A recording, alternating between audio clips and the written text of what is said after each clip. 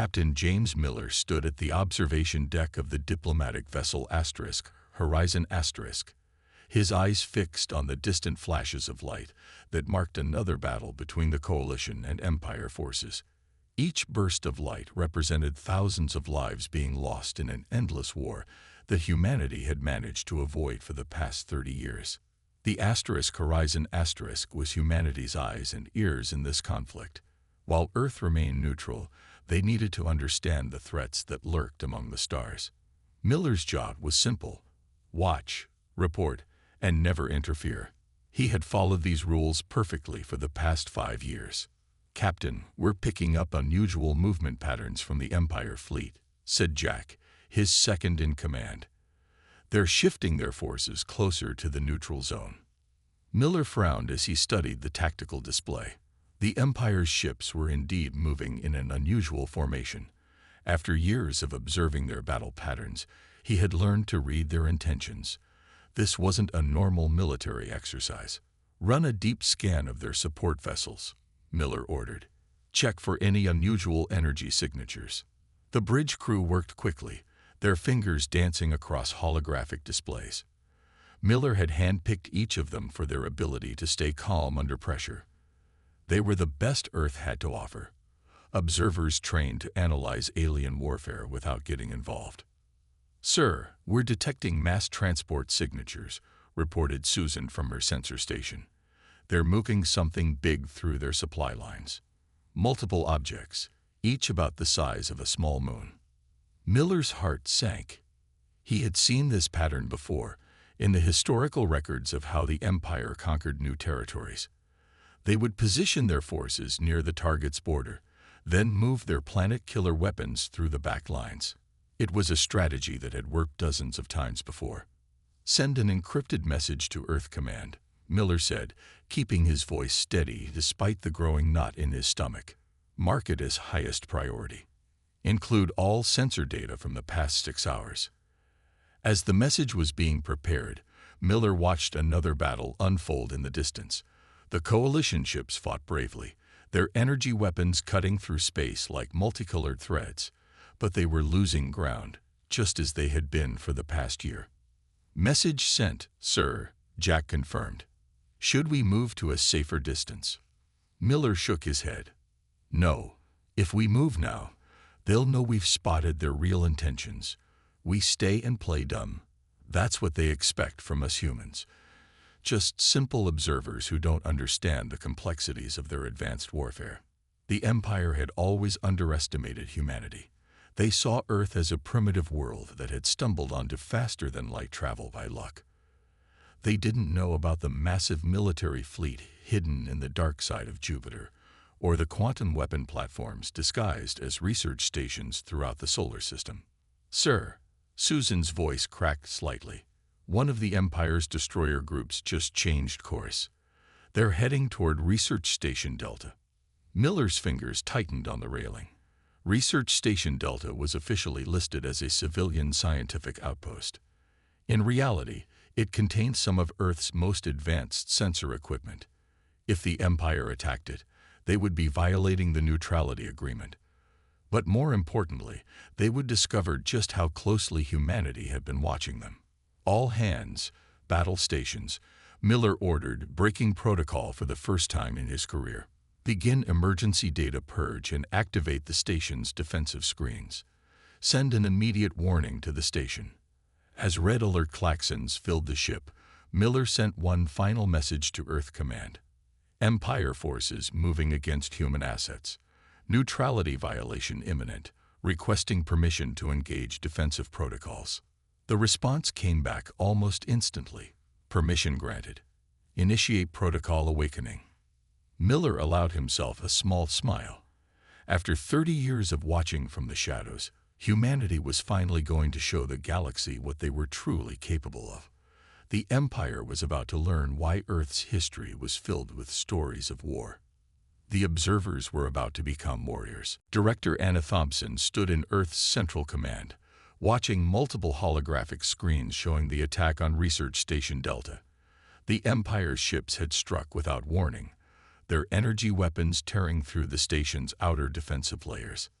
"Status report," she demanded, her voice tight with controlled anger. "Station shields at 40% and falling," reported the monitoring officer.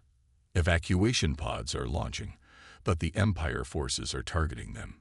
Current civilian casualties estimated at 2,000. Thompson's hands clenched into fists. The research station had held 15,000 of humanity's brightest minds. Scientists, engineers, and their families. People who had devoted their lives to advancing human knowledge while maintaining the facade of a primitive species. "Get me Captain Miller on the Horizon *," she ordered. The main screen flickered to life, showing Miller's grim face. Behind him, his bridge was bathed in red emergency lighting. "Director, we're maintaining position and recording everything. The Empire isn't even trying to hide their actions anymore." "How many ships are they using for this attack?" "3 destroyer groups, about 15 ships total," Miller replied. "They're being thorough, making sure nothing survives. They don't want any evidence of what they've done." Thompson turned to her military advisor, General Mark Peters. "How quickly can we deploy the Jupiter fleet?" 20 minutes to full combat readiness," Peters answered. "But if we do this, there's no going back. The galaxy will know everything we've been hiding." Another explosion lit up the screens as a section of Research Station Delta collapsed. More evacuation pods launched, desperate civilians trying to escape the destruction. The Empire ships continued their methodical slaughter, picking off the defenseless pods one by one. "Launch the fleet," Thompson ordered, her voice cold. "Activate all defensive platforms. And send word to all our hidden bases. Protocol Awakening is now in full effect." The command center burst into activity. Hidden transmitters throughout the solar system came to life, sending coded messages to humanity's secret military installations. Below the clouds of Jupiter, massive hangar doors opened, revealing warships that had never seen battle but had been prepared for this moment for decades. "Ma'am," called out the communications officer, "we're receiving a transmission from the Empire flagship. They're claiming the research station was housing military intelligence equipment and that their attack is justified under galactic law." Thompson laughed. But there was no humor in it. "They're not wrong. But they're about to learn why Earth spent so much time studying their wars instead of joining them." The first wave of human ships emerged from Jupiter's shadow. They looked nothing like the civilian vessels the galaxy was familiar with. These were weapons of war, built with 30 years of stolen technology and human innovation. Their hulls were dark, absorbing both light and sensor scans, making them appear as mere shadows against space. "All ships, this is Director Thompson," she broadcast to the fleet.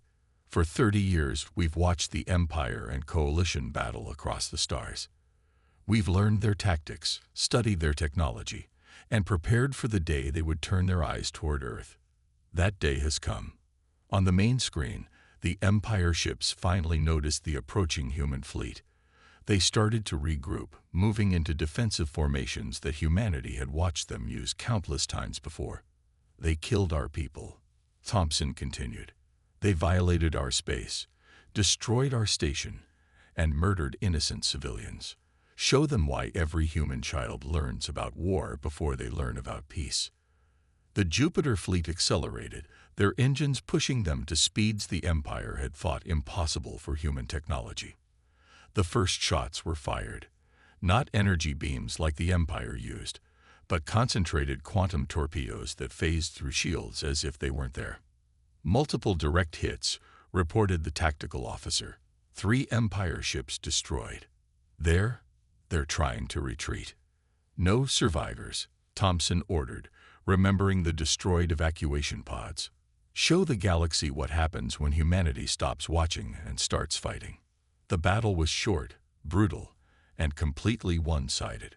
When it was over, 15 Empire ships lay shattered in space, and the galaxy would never see humanity the same way again. Admiral Robert Wilson walked through the massive underground facility beneath Mars, his footsteps echoing in the cavernous space. Around him, machines that had been dormant for decades hummed to life. This was humanity's true industrial heart, hidden from prying alien eyes. Status of the production lines, he asked the facility's eye. All assembly lines operating at maximum capacity, Admiral, the AI responded.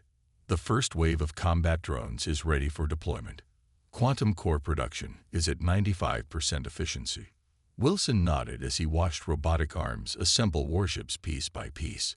These weren't the simple vessels the galaxy thought humans could build. These were the products of 30 years of secret development, combining stolen alien technology with humanity's talent for warfare. "Sir," called out his assistant, running up with a datapad. "We just received word from Earth Command. The Empire's response fleet is larger than expected. They're sending 300 ships." Wilson smiled. "They still think quantity matters. Show me the tactical display." A hologram appeared, showing the Empire fleet's approach. They moved in tight formation, exactly as their military doctrine demanded. Predictable. Unchanging. Perfect. "Launch the swarm," Wilson ordered. Deep within the Martian facility, launch tubes opened. Thousands of small, dark objects shot into space. Each one was barely larger than a car, but carried more computing power than entire alien fleets. These were humanity's combat drones, guided by AI that had spent decades learning every detail of Empire and Coalition warfare. "Drone swarm approaching Empire fleet," reported the tactical officer. "They're not reacting. Their sensors can't detect our stealth systems." The Empire ships continued their advance, unaware of the cloud of death approaching them. Their sensors, designed to detect energy weapons and large ships, were blind to humanity's different approach to warfare.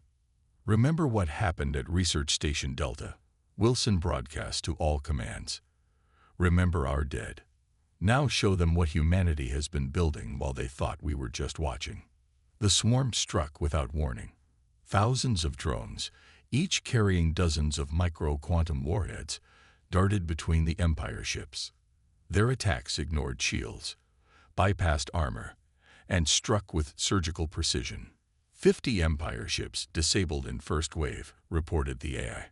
"Their formation is breaking. They're trying to adapt their shields, but they don't understand the technology." Wilson watched the tactical display with grim satisfaction. The Empire's mighty fleet, which had terrorized the galaxy for centuries, was being torn apart by weapons they couldn't even detect. "Sir, we're picking up transmission attempts from the Empire flagship," said the communications officer. They're trying to surrender." "No quarter," Wilson replied. Earth Command was clear. "We show them everything." Launch the second wave. From the Martian facility's deepest level, massive hangar doors opened. What emerged made the watching technicians gasp. These weren't ships.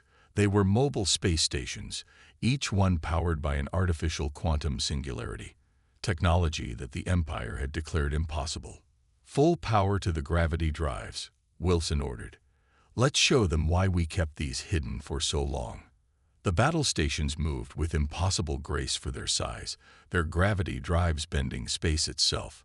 Empire ships tried to flee, but found themselves caught in artificial gravity wells, pulled apart by forces their shields were never designed to resist.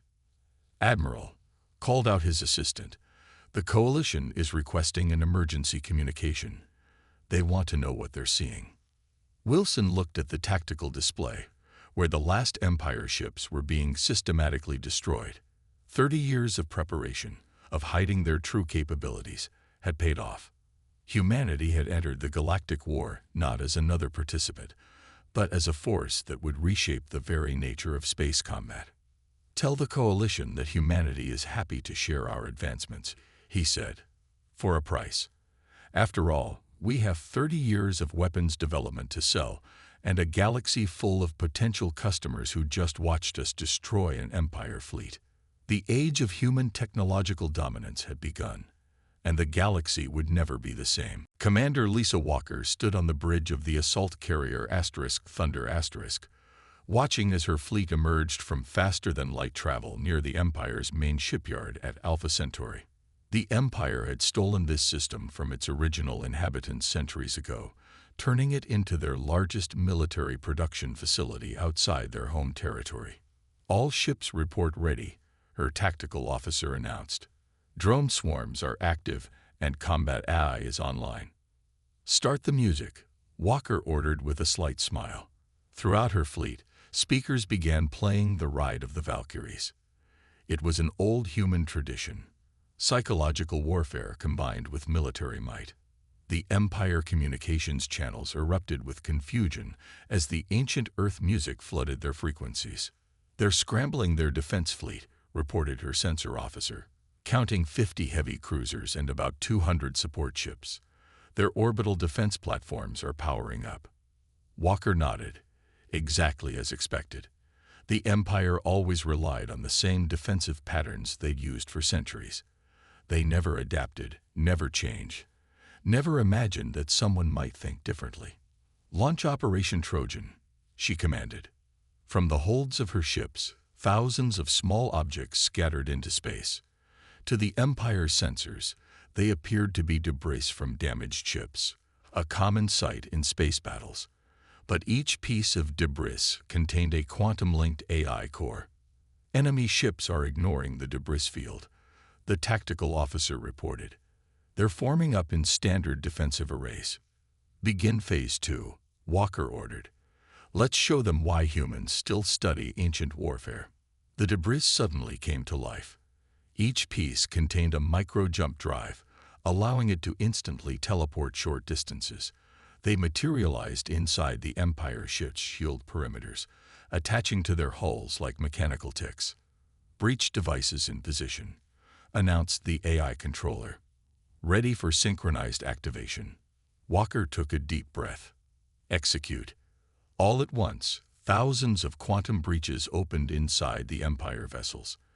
Each breach was tiny, barely the size of a coin, but they opened into prepared chambers on human ships containing high-powered laser arrays. Beams of concentrated energy shot through the breaches, bypassing shields entirely and striking critical systems. 60% of enemy fleet disabled in first strike, reported Tactical. "Their command and control is in chaos." The Empire ships tried to respond, their energy weapons firing wildly at the human fleet. But Walker's ships were already moving, their positions predicted and controlled by combat AIs that had spent decades studying Empire tactics. "Launch the main assault," Walker ordered. "All ships, execute attack pattern Delta." Her fleet split into 3 groups, moving in ways that the Empire's targeting computers couldn't predict. Human ships danced through space like water droplets on a hot pan, their movements guided by AI systems that could make adjustments faster than organic brains could process. "Enemy orbital platforms targeting our fleet," called out the sensor officer. "Activate the mirrors," Walker commanded. Special panels on the human ships activated, their surfaces made of quantum-linked particles. When the Empire's energy weapons struck them, the beams were caught and redirected, turned back against their own platforms. "Their defensive grid is collapsing," Tactical reported with a note of awe. "The shipyards are exposed." Walker stood from her command chair. "Send the message." On all frequencies in every language used in the galaxy, her words were broadcast. "This is Commander Walker of the Earth Defense Force. Your shipyards now belong to humanity. Any attempt to interfere will be met with total destruction. We are not here to negotiate." The remaining Empire ships began to retreat, their proud fleet reduced to running from an enemy they had dismissed as primitive just weeks ago. The mighty shipyards of Alpha Centauri, which had produced warships for centuries, now floated powerless in space. "Enemy forces in full retreat," Tactical confirmed. "The shipyards are ours." Walker nodded, satisfied. "Begin landing our engineering teams. I want these facilities rebuilt to human standards within a month. The Empire is about to learn that humans don't just win battles. We take our enemies' strengths and make them our own." In just under an hour, humanity had captured the largest shipbuilding facility in the galaxy. The Empire's greatest industrial asset would now produce ships for Earth. The galaxy was learning, battle by battle, that humanity had not spent its years of isolation sitting idle. They had been preparing, studying, and planning. And now, they were unstoppable. General Tom Richards watched as the coalition diplomats shifted uncomfortably in their seats. The meeting was taking place on the human flagship Thunderchild*, and the aliens clearly didn't like what they were seeing through the observation window. A demonstration of Earth's latest combat drones disassembling the captured Empire cruiser. As you can see, Richards said calmly, our technology is quite different from what you're used to. The lead coalition diplomat, a tall blue-skinned being, leaned forward. Different. General, what we're seeing shouldn't be possible. Your species was supposedly pre-FTL just 50 years ago. Richards smiled. We were very good at appearing primitive. While your civilizations fought with energy weapons and shield technology, we took a different path. We studied your wars, learned from your mistakes, and developed countermeasures you never imagined. The demonstration outside continued as swarms of microscopic robots ate through the Empire ship's hull like metal piranhas. The coalition representatives watched in horror as the massive vessel was reduced to its component parts in minutes. Our latest nanite swarms, Richards explained. They can break down any material and either destroy it or repurpose it. Very useful for both combat and salvage operations. This is barbaric. Another diplomat protested. This isn't warfare. It's consumption. Richards' expression hardened. Barbaric. Was it not barbaric when the Empire destroyed our research station, when they killed thousands of civilians?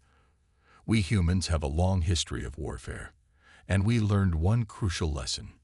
The most effective weapon is the one your enemy isn't prepared for. The observation window shifted to show another demonstration. A human destroyer appeared from nowhere, its quantum camouflage deactivating. Before the observers could react, it fired a single shot. The target, an abandoned Empire defense platform, didn't explode.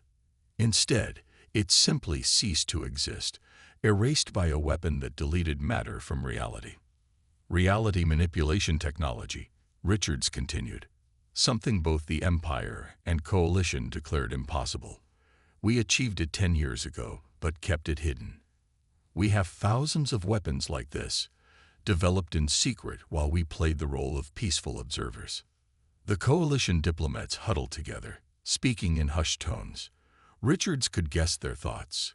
They had supported humanity against the Empire, but now they were witnessing something that threatened their own power. We're not your enemies, Richards assured them. We're offering to share some of our technology. In return, we want full membership in the coalition and a seat on the military council. And if we refuse? The lead diplomat asked. Richards gestured to the window, where the nanite swarms were finishing their work. Then we'll continue our campaign against the Empire alone. And once they're defeated, who knows? Humans can be very unpredictable. The threat wasn't subtle, but subtlety wasn't needed. The coalition had watched human forces tear through Empire defenses like paper. They had seen technologies that defied their understanding of physics. And now they were seeing weapons that could unmake reality itself. The coalition accepts your terms, the lead diplomat said quickly. But we have one condition. Human forces must operate under coalition oversight.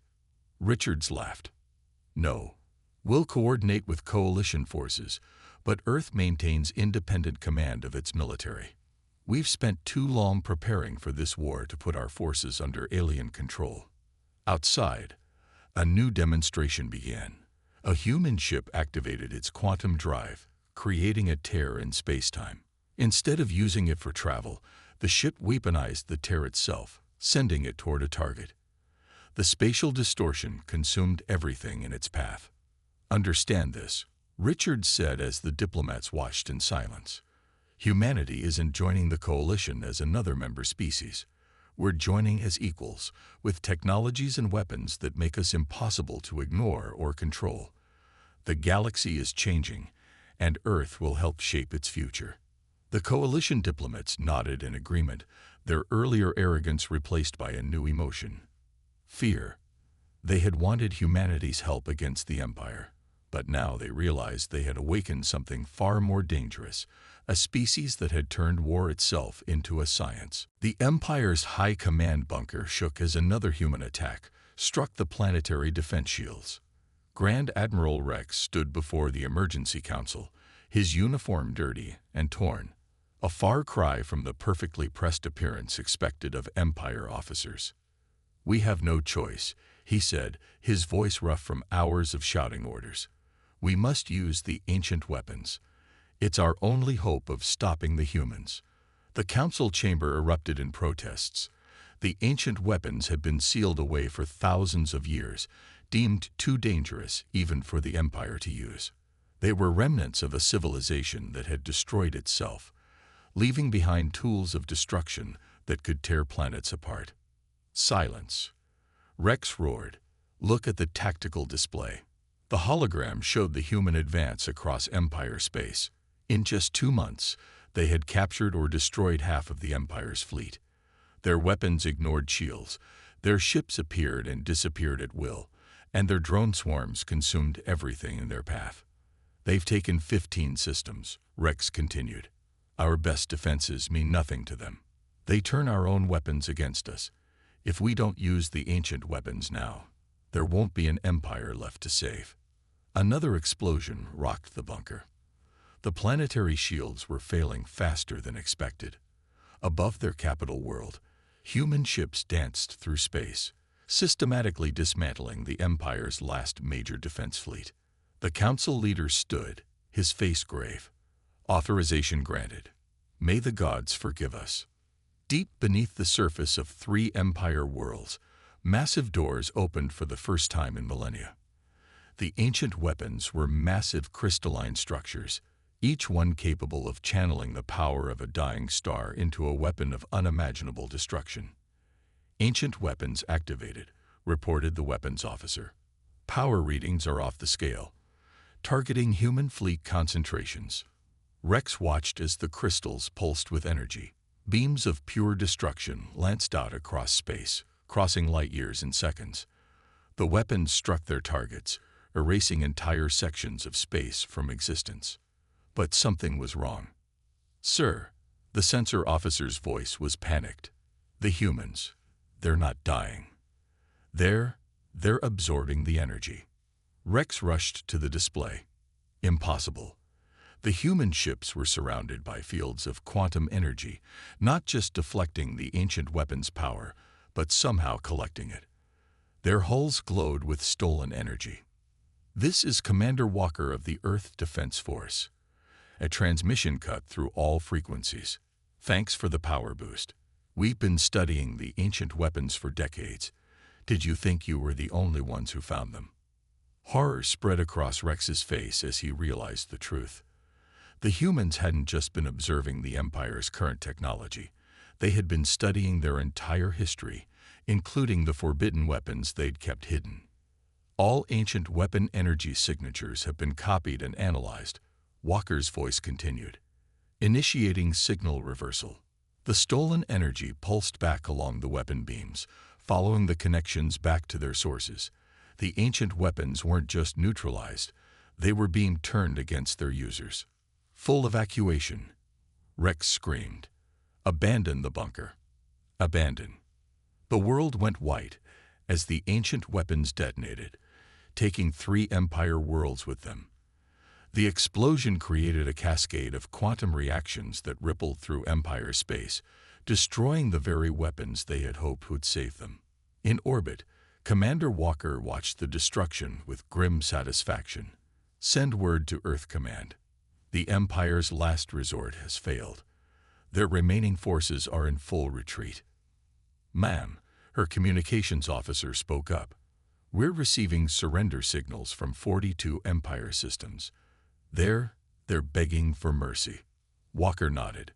The Empire had ruled through fear for centuries, and now they were learning what true fear felt like. They had thought the ancient weapons would be their salvation, but humanity had turned them into just another tool of their own destruction. "Tell them mercy comes at a price," she said. "Complete surrender, unconditional access to all their technology and histories, and war reparations to be paid to Earth. Otherwise, we'll show them what other ancient secrets we've learned to control. The galaxy was witnessing the fall of an empire that had stood for thousands of years, brought down in months by a species they had dismissed as primitive. Humanity hadn't just won the war. They had rewritten the rules of warfare itself. Ambassador Mary Anderson walked through the grand halls of the new Galactic Council building on Earth. 5 years had passed since the Empire's surrender, and the galaxy had changed in ways no one could have predicted. The massive structure, built with technology from 100 worlds, stood as a symbol of humanity's rise to power. She entered the main chamber, where representatives from both former Empire worlds and coalition species waited. Their faces showed a mixture of respect and fear, the same look they'd worn since humanity revealed its true power. "The trade agreements are ready for final approval," she announced, taking her place at the center podium. "Earth will share its quantum drive technology with all member worlds." A former Empire world representative stood up. "And the restrictions?" "The same as always," Anderson replied. "The technology can only be used for civilian transport. Military applications remain under human oversight." The chamber buzzed with quiet conversation. 5 years ago, such restrictions would have been met with outrage. Now, they were accepted without protest. The galaxy had learned that Earth's generosity came with careful controls. "There's also the matter of the new defense fleet," Anderson continued. "Earth will provide protection for all member worlds, using our latest ships equipped with reality manipulation drives." The coalition representatives shifted uncomfortably. They had seen what those ships could do. During the final days of the war, a single human vessel had moved an entire star system through space, relocating a threatened coalition colony before the Empire could destroy it. "And in return?" asked a coalition diplomat. Anderson displayed a hologram showing trade routes and resource flows, full access to your scientific and historical archives. "Humanity believes the greatest power lies in knowledge. We want to learn everything, your histories, your mistakes, your achievements." A former Empire general scoffed. "You already stole most of our secrets during the war." "No," Anderson corrected him. "We discovered them ourselves by watching and learning." The Empire had access to incredible technologies, but never fully understood them. Humanity's strength isn't in our weapons. It's in our ability to understand, adapt, and improve. She gestured to another hologram, showing the reconstruction of worlds devastated by the war. Human ships used their reality manipulation technology to rebuild entire cities in days. Quantum cores powered new civilizations. The same nanites that had once consumed Empire ships now built homes and hospitals. "This is humanity's gift to the galaxy," Anderson continued. "Not just protection, but progress. We spent 30 years preparing for war, yes, but we also prepared for peace." The chamber fell silent as images of the new golden age played before them. Faster-than-light travel had become commonplace. Diseases that had plagued species for millennia were cured by human medical technology.